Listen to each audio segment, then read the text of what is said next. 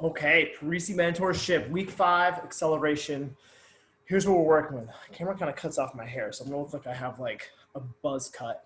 But here's what we're working with today. So we're supposed to have Eric Mitchell. Eric Mitchell wasn't able to make it. No worries. I've got a little bit of something. We're gonna talk programming today. Let me share some screens here. This is, let's see, we'll go here. This is a presentation we gave at the Parisi Level 2 certification a couple of years ago. And I think what's really nice about it is it still holds weight today.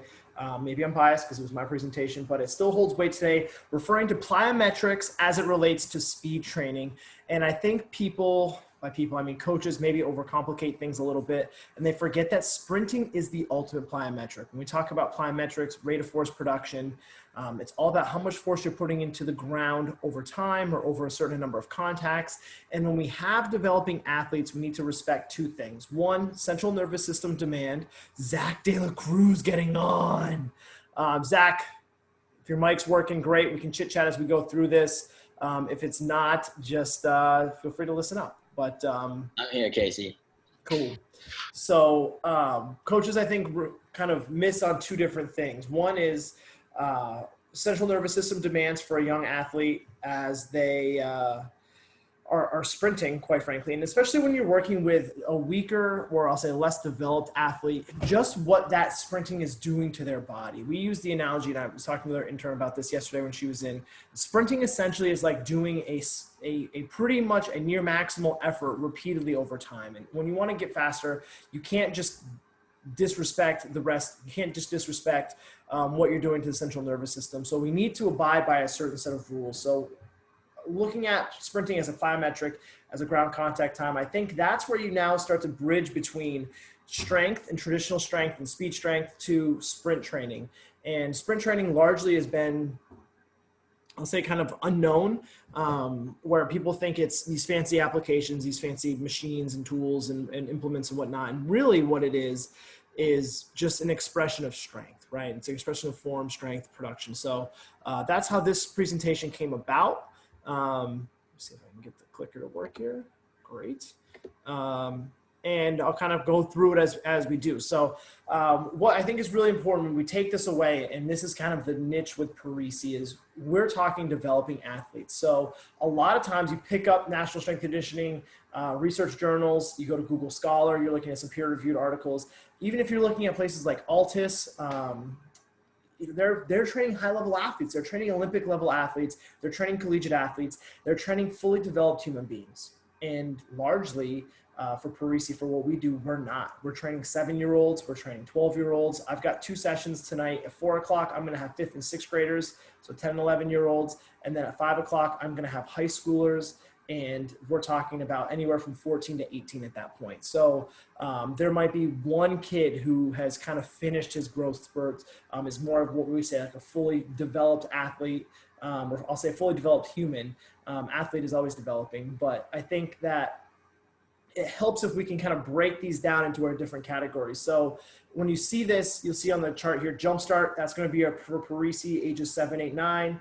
TP1, total performance 1, is going to be, think 7th and 8th grades, like 12 and 13. And then TP2, total performance 2, is going to be high school and up.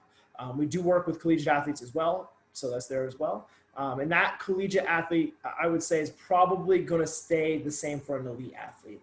And even for an elite athlete, someone who is at the Olympic level or professional level, chances are with the skill work that they're doing, you may even need to regress down the contacts that they're doing in a training session.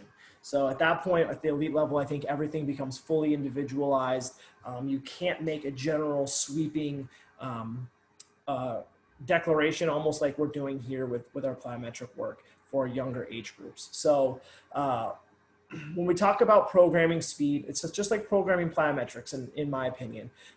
What we need to do is just take into some general considerations for athletes. And again, these are going to be really catered towards our younger developing athletes. We want to avoid moderate and high-level plyometrics after strength training, right? We want our athletes to be freshest. We want high central nervous system output. So those CNS demands, we need to load everything before strength training. So in a perfect world, athletes sprint before they lift. I know it's not perfect. And you'll see how on a weekly schedule, how we break it down, where we will have athletes lift before they run. But we kind of taper what we're doing as far as ground contacts or total plyometric contacts, if that's the case. We progress athletes with volume rather than intensity. So you'll see below we have a number of contacts per session that we'll abide by. And what we'll look to do is push the volume first before we push the intensity, or in this case, put intensity being the rate of force that they either have to produce or absorb. So that's really important. We actually abide by that same principle in the weight room with our athletes as well. I know that everyone's different, but I'm only able to share what we do in real life, in person, with our athletes. And we always progress by volume rather than intensity. So if an athlete crushes a certain weight, they say they're trap bar deadlifting with us in the weight room, they have 100 pounds in the bar, and a kid comes to me and is like, oh coach, that feels like a nice 6 out of 10. I'm gonna go, great, let's add an extra set today and see how you feel. Before we go, okay, awesome, let's put 5% on the bar. We're not jumping them with absolutes, we're jumping them with volume first.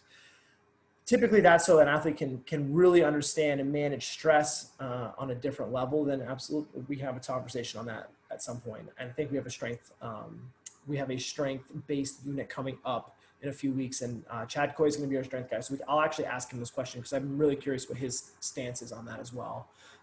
We pre-script sessions. So we use like our training software, we use trainhero, whatever you use. I would definitely be pre-scripting sessions, because you'll see here on another document I'm going to show, if you're able to track training volume, if you're able to track the total contacts, total sprint yardage, whatever it may be, you're going to be able to progress your athletes. I'll say linear to start, because linear periodization can work with younger kids, but you're able to kind of know what hard days are and what easy, moderate days are as well. And then the golden rule is to know your kids, know their purpose, right? And for us, with our kids, our purpose is to become a faster athlete. It's not to score more goals. It's not to have a better jump shot. Those are all going to be sport-specific skills that they're going to work on with their sport. For us, they're going to work on these athletic qualities as we go. So we have our chart here below. This is kind of our general overview where we break things down: low, moderate, high plyometrics, or low, moderate, high outputs, and then our total contacts per session. And you'll see they jump pretty moderately, 200 per level. But that doesn't mean that a total performance 2 athlete won't do 200 contacts per session, right? It doesn't mean that we're going to always look to max that out. It just basically, these are our threshold limits. And you'll see where there's times where we'll literally just stay in the low threshold. Whether you're a jumpstart or if you're a TP2 or collegiate athlete, your recovery days may just be 120 total contacts through an active dynamic warm-up. And that's totally fine. Again, you got to know your kids, know your athletes, and know where everything fits in the training cycle in order to really progress them going forward. So, oh gosh. Okay, so we know we want power-based movements earlier in the training session when the central nervous system is at our peak. But what is, I'll say, unsettling for us as coaches, especially if you're in a private sector or public sector, or for where we are, we're largely public, you can pay and join our program, is we're limited on time. I think that if you look at studies, it'll tell you should rest anywhere up to 5 to 8 minutes.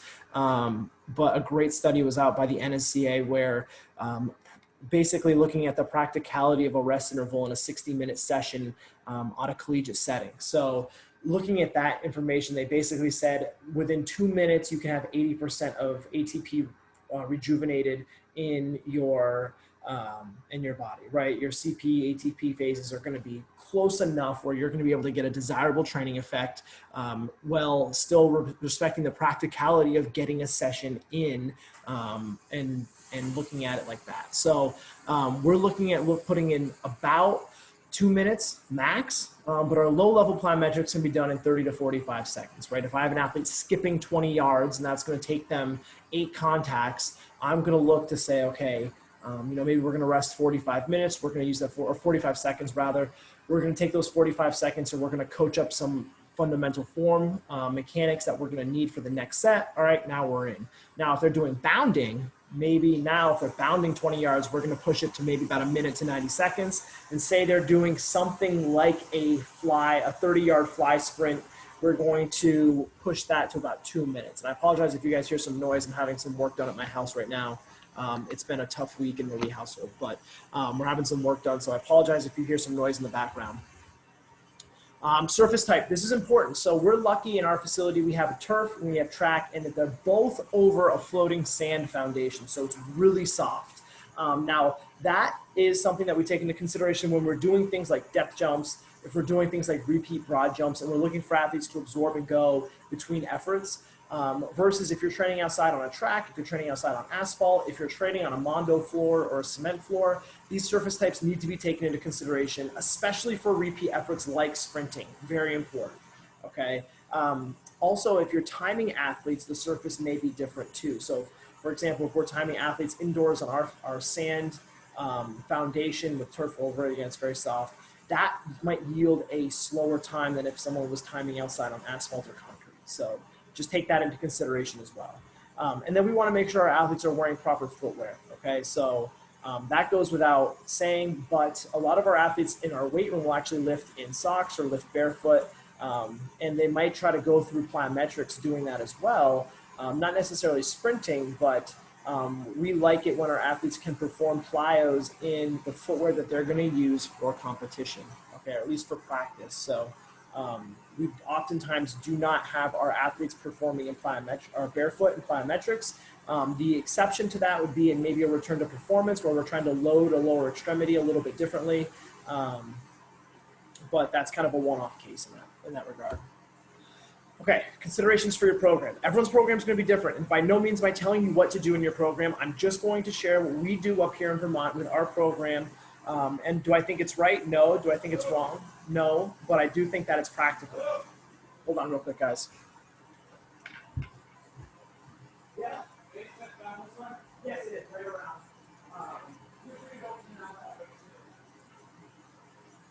You can see like the line or anything where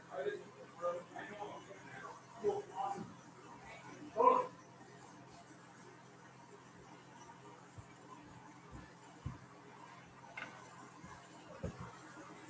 Okay, we're back. Okay.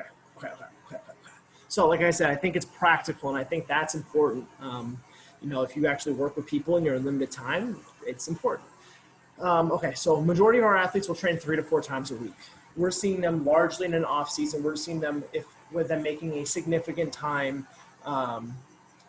commitment to us. Does that mean we have athletes that train once a week? Absolutely. But I'll say the majority of our athletes are with us 3 times a week.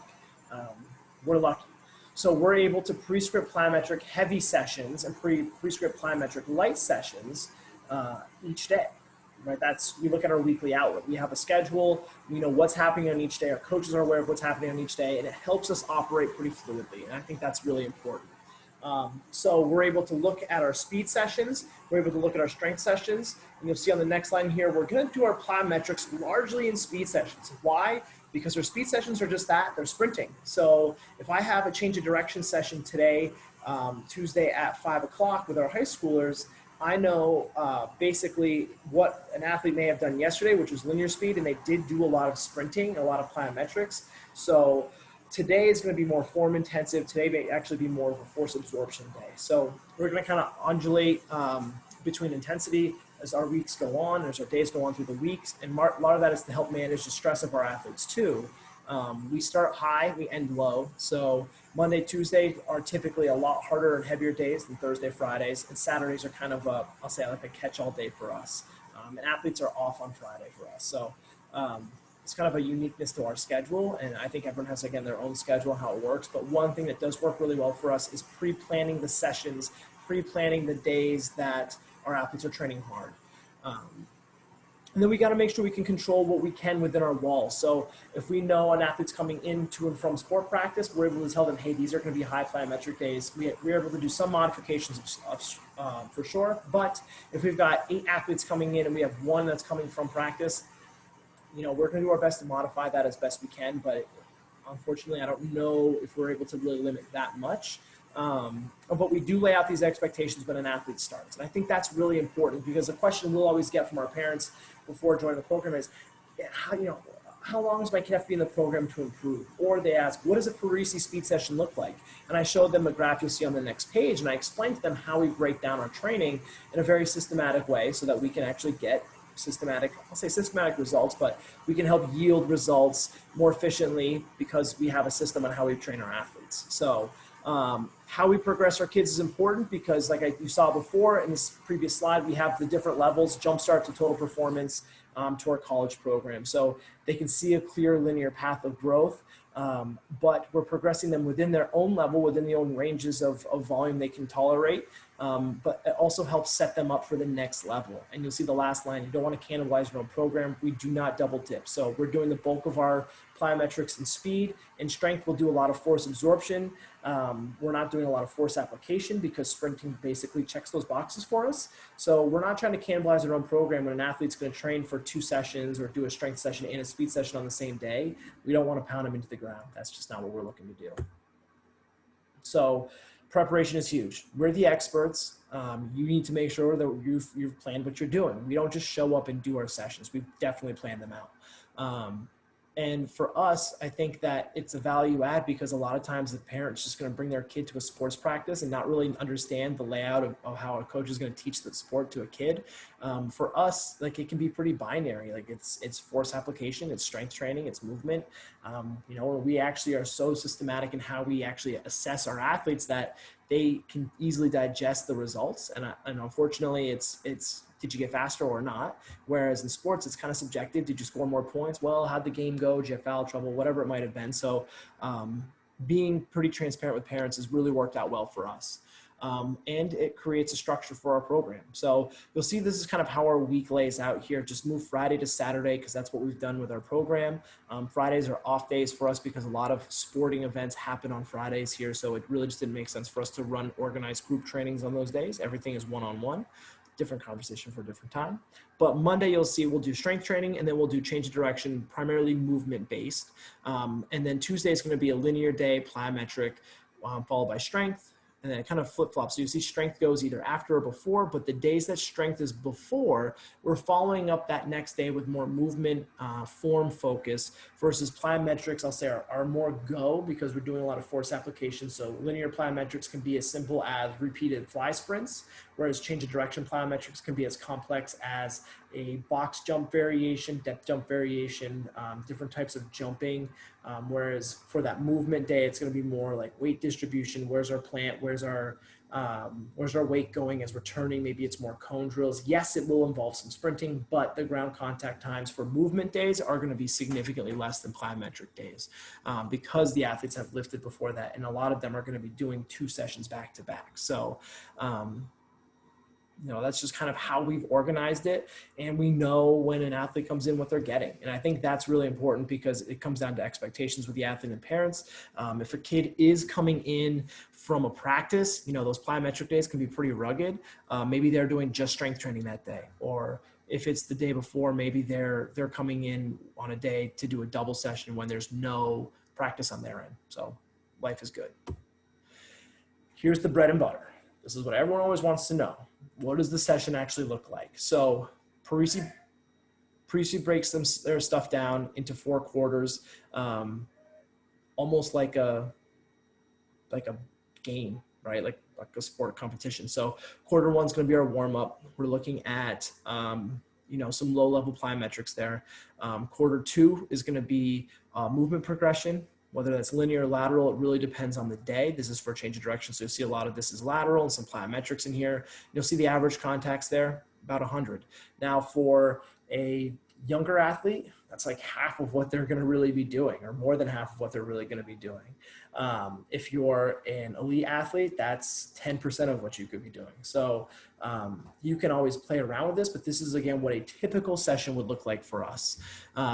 And then we go into quarter 3, where we're actually going to be doing something. Like we're actually training change of direction. And yes, there's agility ladders in there. And I know those catch a lot of flack in the training world today, but we use our agility ladders, and you'll see right in here, it's pattern based, it's scripted. Why does that matter? Because for our TP1s, TP2s, scripted closed environments can actually help us teach. Different conversation for a different time if you want to talk agility ladders, but we use them for low level plyometrics because it gives an athlete a target, it gives an athlete context, and I think in that role of low-level plyometrics, it serves its purpose. Are we having athletes sprint through the agility ladder, telling them that it's going to help them get faster? No, because it's probably not what those are for. but we do use them for some low-level plyo work. And you'll see as we get out of here that we progress with speed of movement, and then we progress to a linear movement. So we're progressing with a sprint afterwards, where we're working on maybe a cone movement, or we're working on a different type of plyometric after the ladder. So we're progressing from a low-level plyo in the ladder to maybe a moderate or high plyometric afterwards. So it's more of a layered approach for us. There. Okay. Catch my breath here. But you'll see the average contacts for that quarter, how it varies between TP1 and TP2, right? TP1, you'll see that 250 to 300 average contacts. For our TP2, it's going to be 400 to 500 average contacts. Add that into the 100 from the warm-up. We're looking at somewhere TP2, 600 contacts. And we know that their high threshold is 800. TP1, their high threshold is going to be somewhere around 400. So that's right around that high threshold there, 350 to 400 for them. So we're really planning this out, and we're looking at the yardage we're working with too, so that way we know an athlete isn't going to just be run into the ground, because that's not what we are.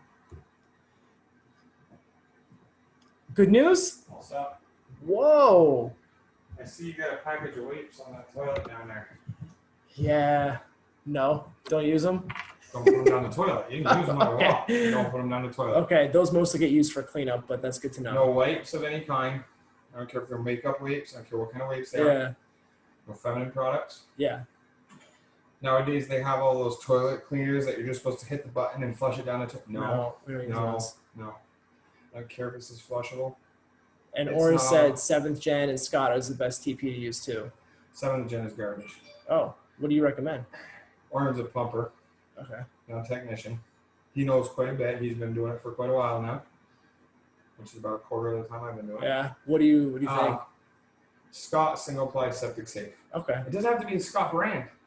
It can be the store brand, but it needs to be a single ply septic safe. That's quite literally what you need it for. The height that your line is coming out of the house and where the tank is and everything, there's probably not a ton of pitch there. There's pitch and it flows. The line was plugged coming out of the house, and probably 9 out of 10 guys that you would have had come here would not have been able to do what I just did. And I'm not trying to toot my own horn. The way yours is set up is you have a side inlet. So normally when you open that hole, you see a pipe coming in. You don't see a pipe coming in this, and because it's a plastic tank, it has a box baffle on the inlet of it too. So when I open that, your tank, you got a cover here and a cover here. And I open this cover, and I'm looking at a box, a wall going down with 2 sides on it, and then it stops after about 18 inches. And then on top of it, there's just a tiny little, like 1 inch, inch and a quarter slit, about this long and about this high. And I had to get my, and that's 3 feet down. And I had to get my hose to fish through that little 1 inch slot. And then you've got a 4 inch pipe opening somewhere in there about this far away.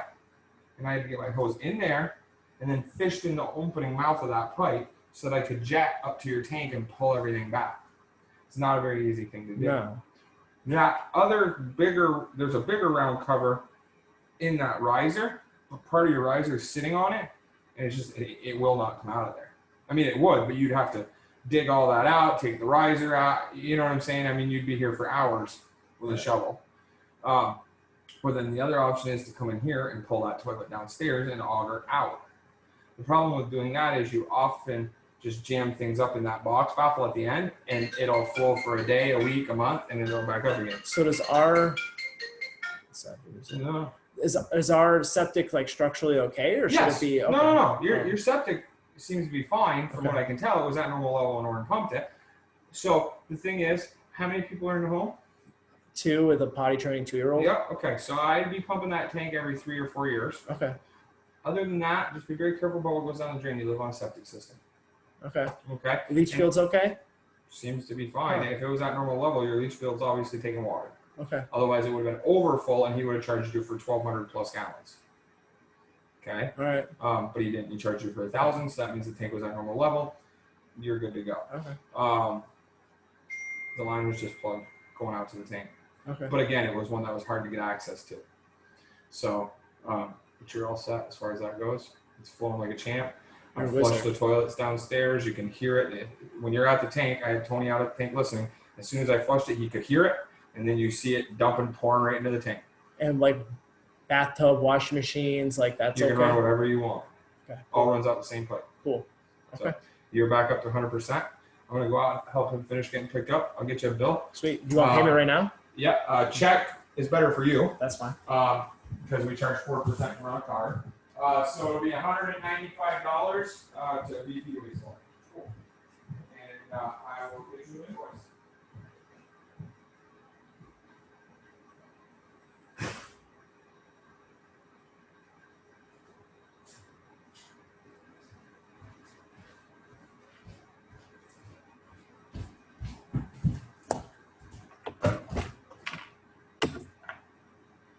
Zach, I don't know if you caught that conversation, but you just got a crash course in septic systems, homie. Hey, man, it happens, dude. Dude, this has been a nightmare of a week. That's awful, man. A bear of a week. So thanks for bearing with me because the roof we got on the house is my septic backed up, and I walked downstairs Sunday morning to 4 inches of not fun water. Yeah.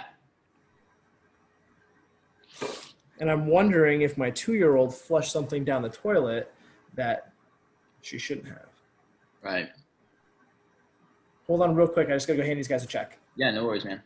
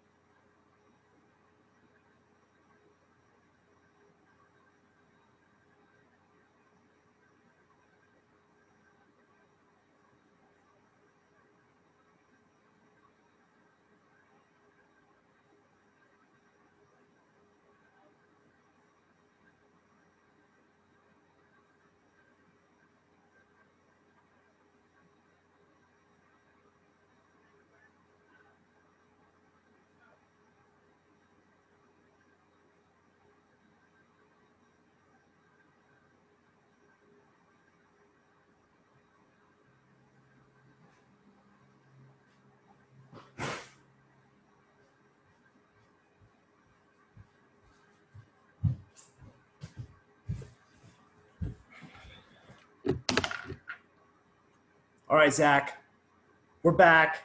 All that was recording. So if you were watching this, just fast forward till you see the screen share come back up.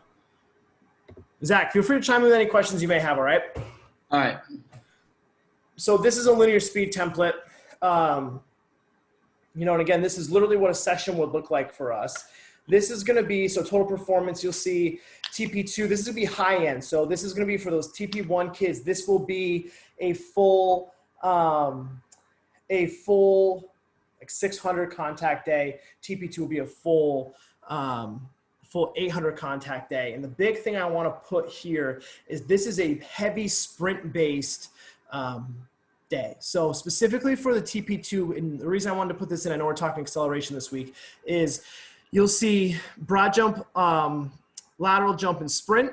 You'll see a box skip. So box skip is that drill that was published last week where we have an athlete working off of a box, kind of getting into frontside mechanics and a hit and drive. Now that was something we use it for top speed mechanics, but when we talk about acceleration for our athletes, and this is something that I think gets overlooked with young kids, specifically that need to learn to move fast. And I say that, but we've probably all seen the kid that comes in that, this is typically like our cross country runners, midfielders in soccer, midfielders in lacrosse, that they're fast, don't get me wrong, but they're always basically living at 65 to 80% intensity because of their sport requiring so much duration. So for a lot of our athletes, when we do things like a box skip or something with a medicine ball or an implement, we're trying to get them to literally, in the most literal sense of the phrase, move their limbs fast. We want to see the lower leg, we want to see that lower knee down shank really fly. We want to see arm action fly. We don't necessarily care about how long they're running, and you'll see that's kind of why it's more so like close proximity work for us, something within 5-10 yards. We want to see them really emphasize limb speed rather than like total locomotion. So little nuance thing there just to kind of give a little context as to why you'll see a list of these applications, and you'll see like that box skip has no sprint paired with it, but we literally are wanting them to move their limbs fast. And it's an application that will get a lot of different run for us depending on the intent that we coach it with.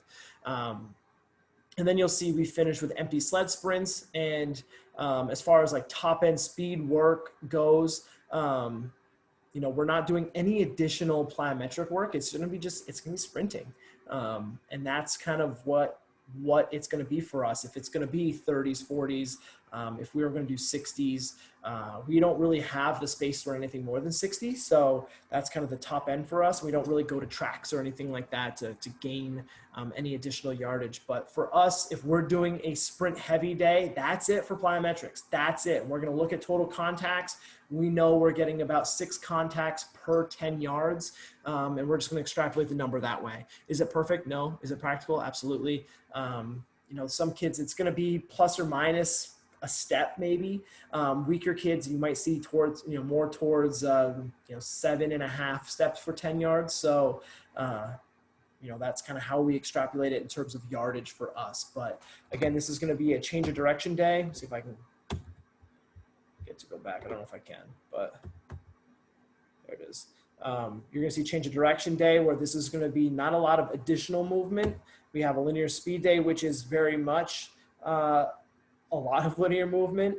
And then we have our little kids, and this is, I think, good differentiator. I finished with our little kids. Again, Jumpstart is ages 7, 8, 9 for us, where you'll see how do you fit 250 ground contacts into a session. And I will say at some point, I'll say those are 250 low level contacts with intent of being a plyometric. That's going to be, you'll see quarter to that running progression, total distance 300 yards, where we're able to get a little bit of conditioning. We're getting a lot of repetition.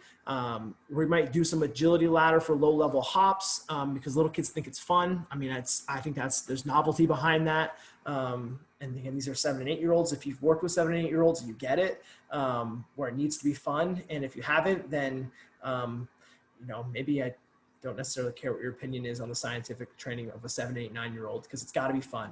And we're going to do some, and we'll actually do some strength training. You'll see Jumpstart strength afterwards. So that's how we're able to really just say, okay, we're going to get a good 250 contacts, and then we're going to finish with some relative strength work, maybe some gameplay in there as well, because you're 8. But for us, we want those contacts to have intent, and we want those contacts to mean something as we go. So, you know, like that's just kind of how we break it down, I guess. I don't really have any other thing good to say about that. This slide came out all garbled up, but that's kind of what those look like. And then on a more relevant note, and I think this, I'll make sure that this is all posted, but on a more relevant note, Zach, you saw this last time when we reopened. We had basically created a 4-week, I'll say progressive, but I don't know if it's necessarily progressive, but basically a 4-week return to training sprint program for a lot of our athletes. So I'm in Northern Vermont. It snowed in March, it snowed in April, and then we reopened on June 15th for group training. And this was sent to our athletes in mid-May. So they had a 4-week onboarding program to do. And I think what's really nice about this is, in my opinion, this is the most simplistic way to program speed for, I'll say like a high school athlete. That's who this was sent to. This was sent to our high school athletes. And what's important is when you look at the ground contact points for the jumpstart kids, and this is where I say a high school kid can do what a little kid can do, but a little kid can't do what a big kid can do. The total contacts for our jumpstarts were 250. And if you see the total distance right here, 260 yards. If we take 260 yards, I'm gonna pull up my calculator here. We know we have 6 steps per 10 yards, so we'll take 260 yards. We're going to divide that, gosh, I think by 10. It's 26 lengths of 10 yards times 6 is 156 ground contacts, right? So when we look at that total contact, you can see just how low week 1, day 1 really is.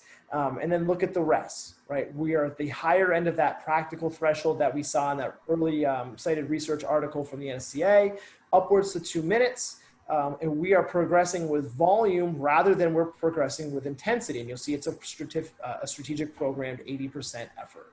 And I think that's just an important thing to note, that when you see kind of the theory as to like where we're kind of pulling our numbers from. And again, the research studies I can absolutely send and we'll probably post as well. When we program this, we put it into practical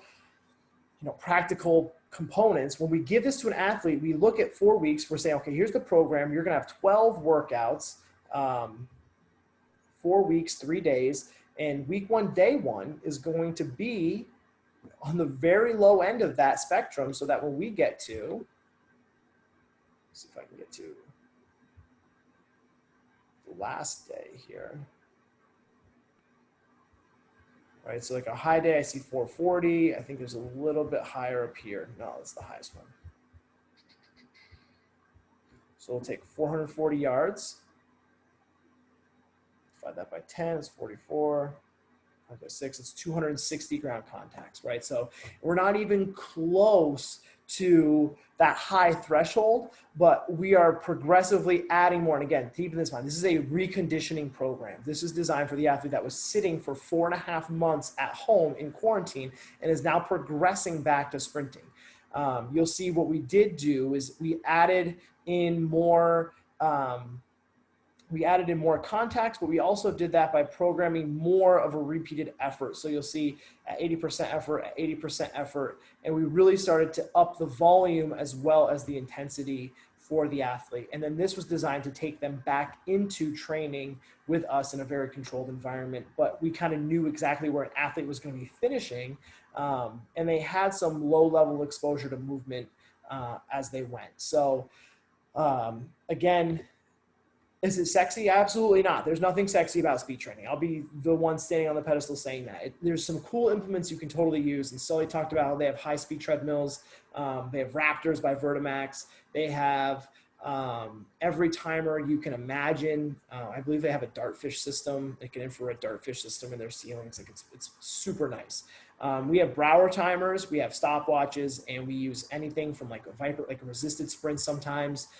But for a lot of our athletes, we want them to sprint with intent, and we're going to dictate what that intent is on the total spectrum of whether it's plyometric based day or a movement based day. So Just something that I think that is important to talk about when we look at programming is, one, understand where our parameters are and that our parameters are valid, right? They should be definitely evidence-based and research-driven, and it's always changing, but they should be evidence-based and then extrapolated towards our population. 3, what does it look like when you actually program for someone to be fast, right? And I would say through that program, if you were measuring some athletes 10, or I'll say fly sprint, which is a number we really like, where it's a 10-yard buildup, lasers at 10 yards, laser at 20 yards, and we're getting that fly, that build-in sprint of 10 yards, where an athlete we know is going to be really fast, somewhere in the low 1.0s, or if an athlete is, needs some work, they're going to be upwards towards like 1.5, 1.5 seconds. So, it's going to be a big range, but I think that when you look at the intent of speed training, that's the most important thing you can do. So those are the 2 pieces for today, with a big intermission of the septic guy coming in. Scott, 1-ply septic safe for those that need the spark note. Not whatever the hell. And I'll say this to my defense. It's been hard to get toilet paper. So don't toilet paper shame me because I bought whatever I could buy at the grocery store. I'm like every other American. Needed toilet paper. Anyway, although that septic guy was way cheaper than the other septic guy, so I don't know why that one was $150 less. But Zach, what do we got? Any questions? I do. Let's go. When do you program, or when do your coaches program for your athletes, and how long should it take you to program? I love that question. So I love it for 2 things. One, it's a systems-based question, right? It's like, so how do we do this on a repetitive basis? So we program for the month. That doesn't mean we don't make changes. Like, we have to make some serious changes this month based off of some environmental things, like in our gym, the layout, and just like our kids and stuff coming in. So 1, we'll program for the month. We know our schedule never changes, meaning like you saw like strength one day or 1 hour, speed the next hour, like our schedule's fixed. I think that if we were to make a change to our program, we would literally run it camp style, where we would say it's a 5-week camp, trains 3 times a week. And then I would program for those 3 sessions systematically increasing. And I want to be perfectly honest, I would keep it pretty linear for that camp program. Because our program is ongoing, it runs every month of the year. We basically know what hours of the week are speed training. So we'll program for the month. Parisi, I will say, that's a nice thing about being with a Parisi. Parisi basically says, here's your month of programming.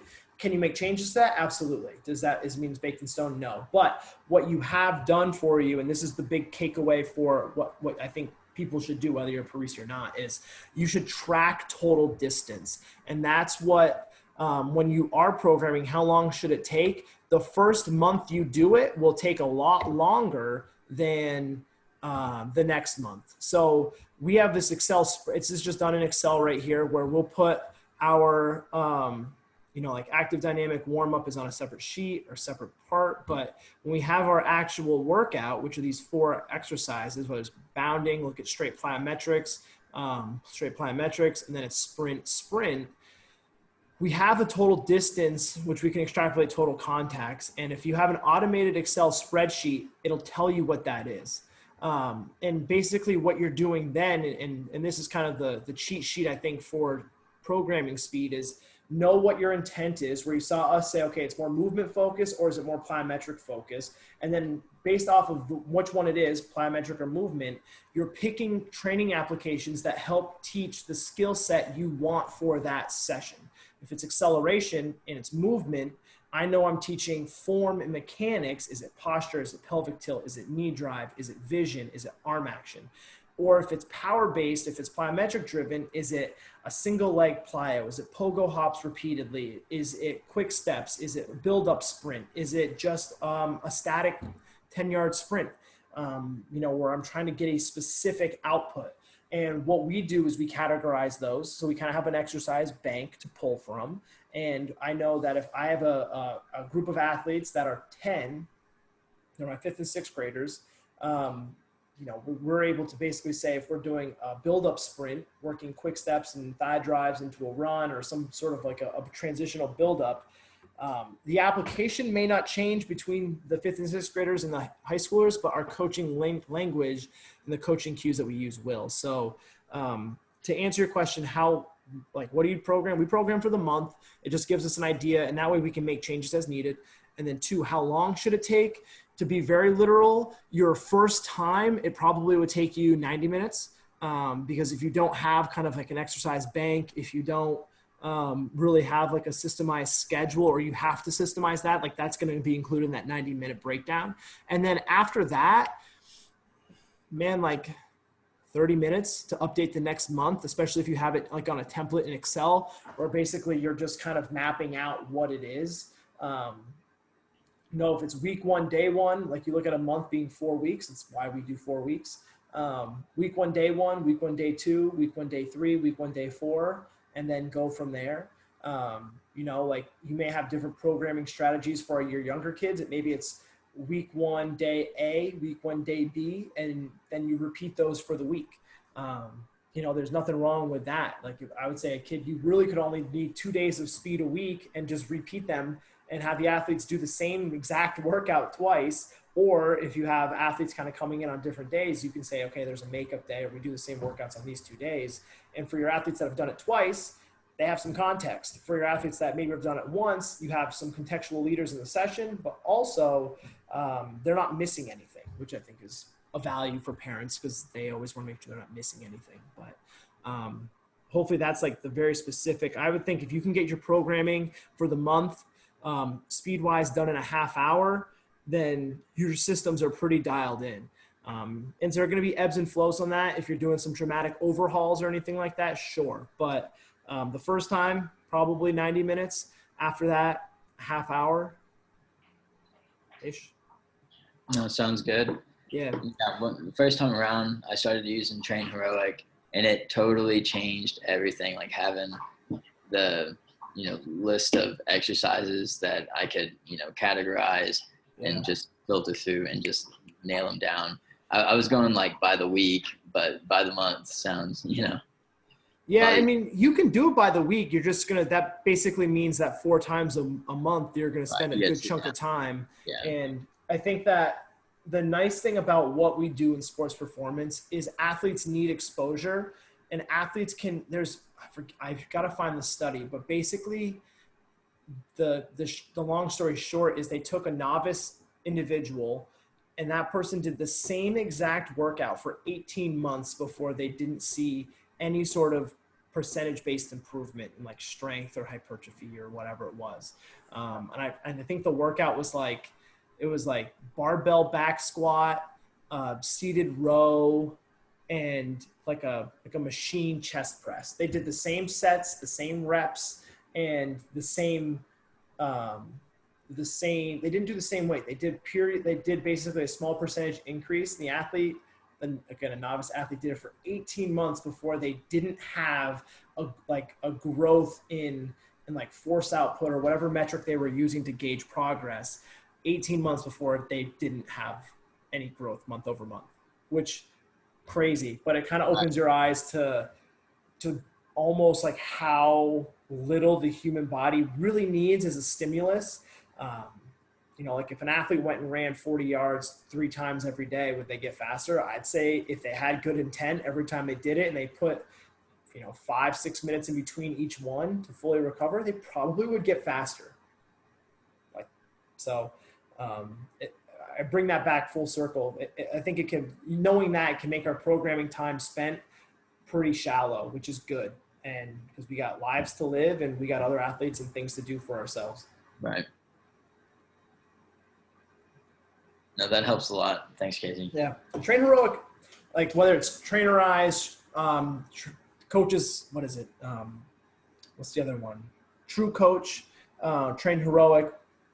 It can be an Excel spreadsheet, but having your training applications and exercises, tutorial videos, like that's the nice thing about a Train Heroic is you can categorize by what it is. Is it speed? Is it agility? Is it technique? Is it strength? Is it cool down? Is it conditioning? And you can link training videos right to that tag. So it just kind of puts it all in one organized place, which is really nice. And there's definitely some initial time spent doing that because you got to organize it all. But then once it is, it just makes everything so much easier. And the other thing that's really nice too is, you know, like you only really need to do 3 or 4 things max in a speed session for your athletes to get faster.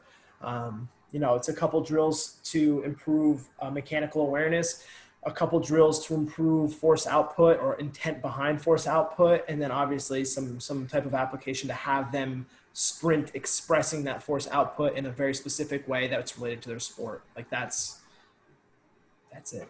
You know, like if you do more, are they really getting enough practice? You know, and if you do less, you probably could. Like you could probably just have some athlete like in a speed session, be like, we're going to do 10 10-yard sprints and 3 30-yard sprints. And that's going to be the workout today.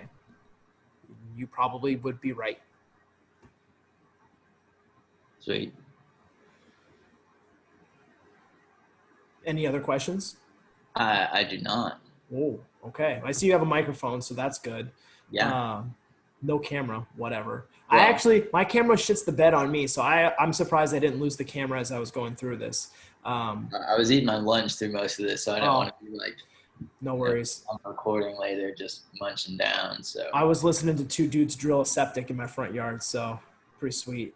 Let me see here, because I will make sure that I share the 4 weeks to a faster you, and I'll make sure that I share this presentation as well, because I think what's really important. God, I cannot get this thing to work at all. There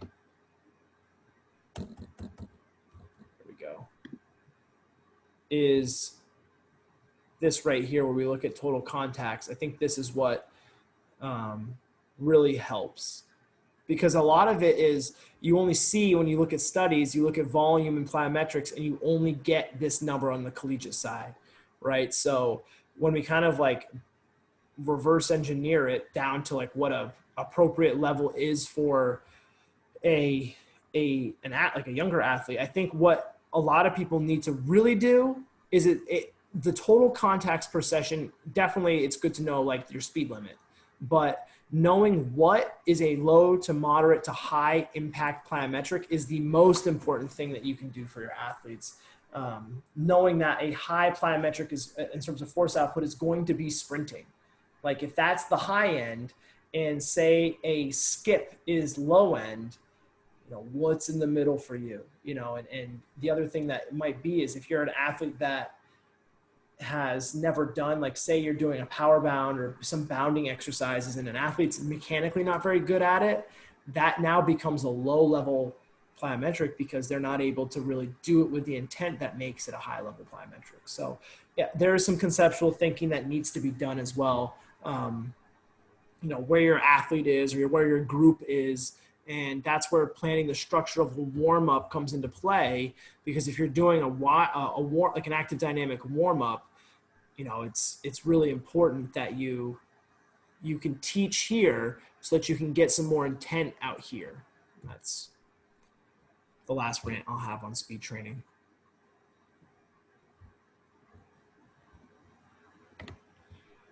Boom.